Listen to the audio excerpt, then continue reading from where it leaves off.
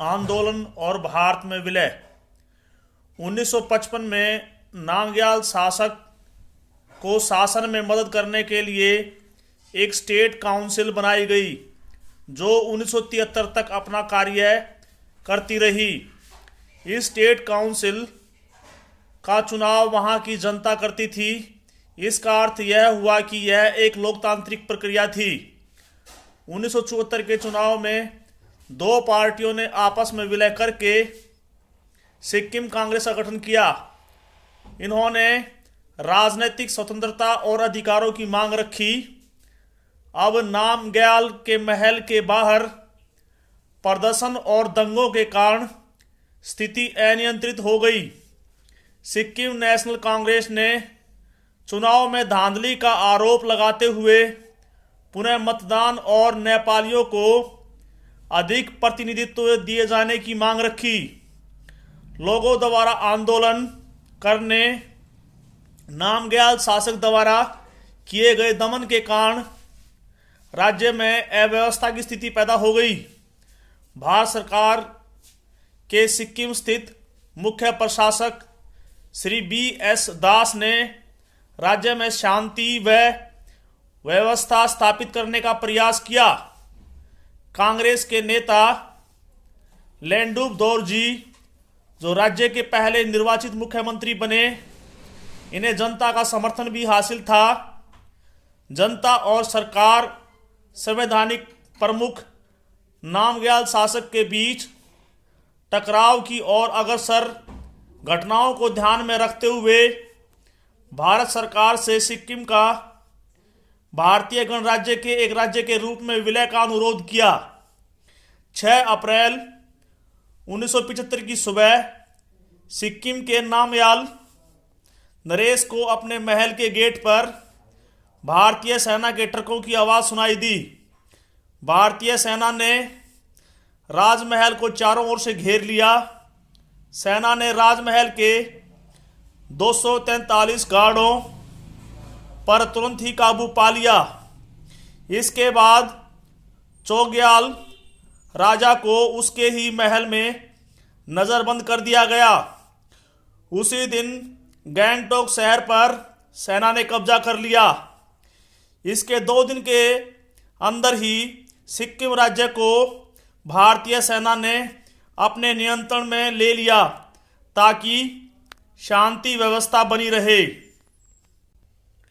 सिक्किम की जनता ने जनमत संग्रह की प्रक्रिया के द्वारा भारतीय गणराज्य में सम्मिलित होने का फैसला लिया, जिसके तहत सिक्किम की 97.5% जनता ने भारत में शामिल होने का समर्थन किया। सिक्किम को भारत में शामिल करने की प्रक्रिया के तहत 23 अप्रैल 1975 को लोकसभा में संविधान संशोधन विधेयक पेश किया, जिसे 299 के विरुद्ध 11 के मत से पास कर दिया गया। 26 अप्रैल 1975 को राज्यसभा द्वारा भी इस बिल को पास कर दिया गया। 15 मई 1975 को राष्ट्रपति फखरुद्दीन अली अहमद ने हस्ताक्षर कर दिए। इस प्रकार 16 मई 1975 को सिक्किम भारत का 20वां राज्य बना और वहां पर नामग्याल राजवंश का शासन खत्म हो गया। आपको बता दें कि 35वें संविधान संशोधन के तहत सह राज्य के रूप में सिक्किम को 10वीं अनुसूची के तहत भारत का भाग बनाया गया और 36वें संविधान संशोधन के तहत 10वीं अनुसूची को विलोपित करके सिक्किम को पूर्ण राज्य का दर्जा दिया गया। पॉलिटिकल स्ट्रक्चर ऑफ विधानसभा। सिक्किम में एक सदन वाली विधानसभा है। सिक्किम राज्य के 4 जिलों में से विधानसभा के लिए सदस्यों का चुनाव जनता द्वारा किया जाता है। विधानसभा की एक सीट राजाओं की परंपरा के अनुसार बौद्ध प्रतिनिधि के लिए आरक्षित की गई है। इसके लिए बौद्ध धर्म का अनुयायी लेपचा या भूटिया ही चुना जाता है। इस विधानसभा का मुख्यमंत्री होता है। विधानसभा अध्यक्ष के पद का भी प्रावधान किया गया है। सिक्किम राज्य में संवैधानिक पद राज्यपाल का भी प्रावधान किया गया है। विधायी कार्यों पर नजर रखने के लिए सरकार द्वारा एक राज्य आयोग भी बनाया गया है। मुख्यमंत्री की सहायता के लिए मंत्रिमंडल की नियुक्ति मुख्यमंत्री की सिफारिश पर राज्यपाल द्वारा की जाती है, ताकि विभिन्न विभागों मंत्रालयों का कार्य सुचारू रूप से चलाया जा सके। भारतीय संघ की संसद में सिक्किम से राज्यसभा और लोकसभा के लिए एक एक सदस्य प्रतिनिधित्व करता है। सिक्किम की राजनीति में राष्ट्रीय दलों के साथ साथ क्षेत्रीय दलों का प्रभाव भी देखने को मिलता है। सिक्किम कांग्रेस के काजी लहेनदुप दोरजी प्रथम मुख्यमंत्री बने थे। लंबे समय तक सिक्किम डेमोक्रेटिक पार्टी के पवन कुमार चामलिंग मुख्यमंत्री रहे। वर्तमान में सिक्किम क्रांतिकारी मोर्चा के प्रेम सिंह तमांग मुख्यमंत्री हैं। इससे पहले वह सिक्किम डेमोक्रेटिक पार्टी के सदस्य थे।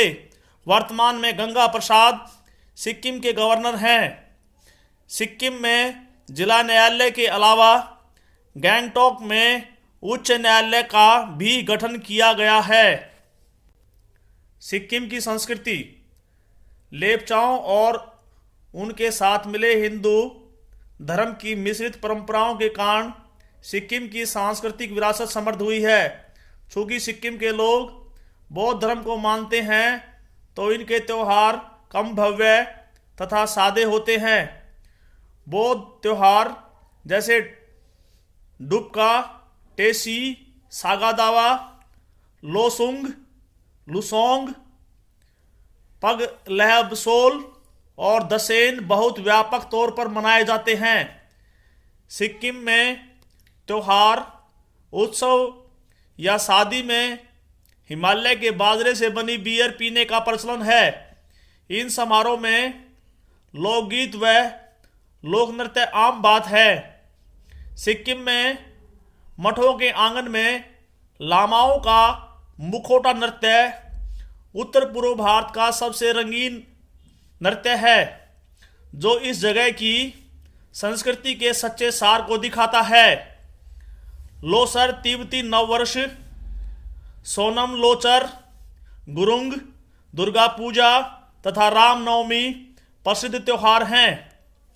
सिक्किम के लोक नृत्य जैसे छू फाट नृत्य, सिकमारी, सिंघई चाम, मारूनी नाच, तासी यांगकू नृत्य, याक छाम नृत्य, डेंजोंग, निन्हा व चुटके नाच आदि हैं।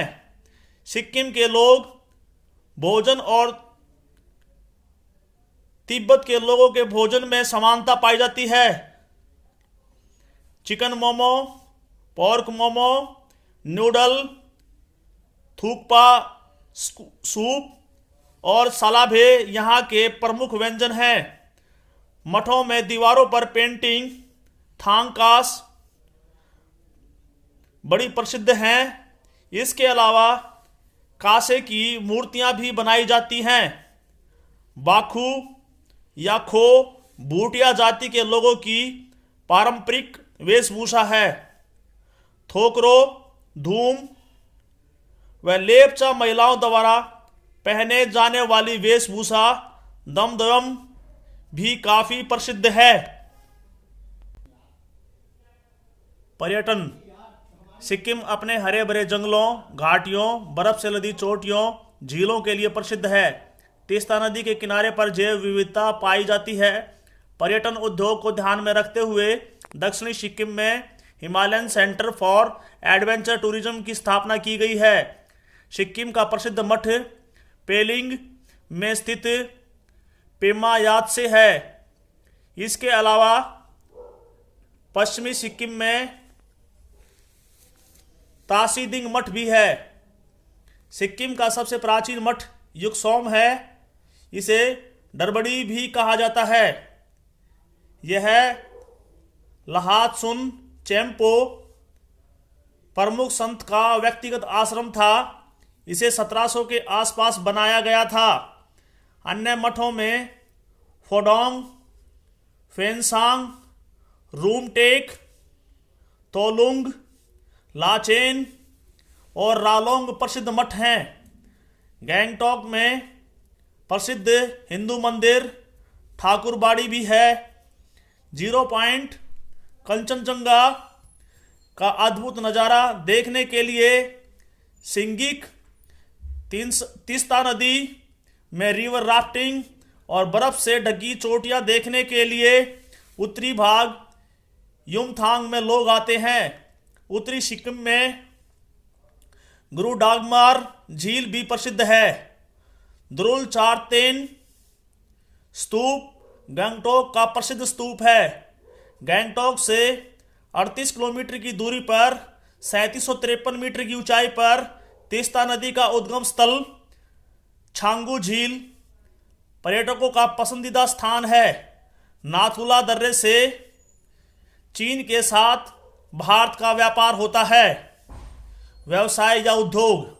सिक्किम के लोग वस्त्र, कंबल, गलीचे, लकड़ी का सामान, मूर्तियाँ, हस्तशिल्प, शराब व घड़ियाँ बनाते हैं। सिक्किम की अर्थव्यवस्था कृषि प्रधान है। राज्य की 64% जनसंख्या जीवन यापन के लिए कृषि पर निर्भर है। राज्य के 14.5% भूभाग पर खेती की जाती है। यहाँ पर चावल, गेहूं, अदरक, मक्का, आलू, संतरा, बड़ी इलायची और चाय का उत्पादन किया जाता है। सिक्किम के लोग बड़ी इलायची के उत्पादन में भारत में प्रथम स्थान पर हैं।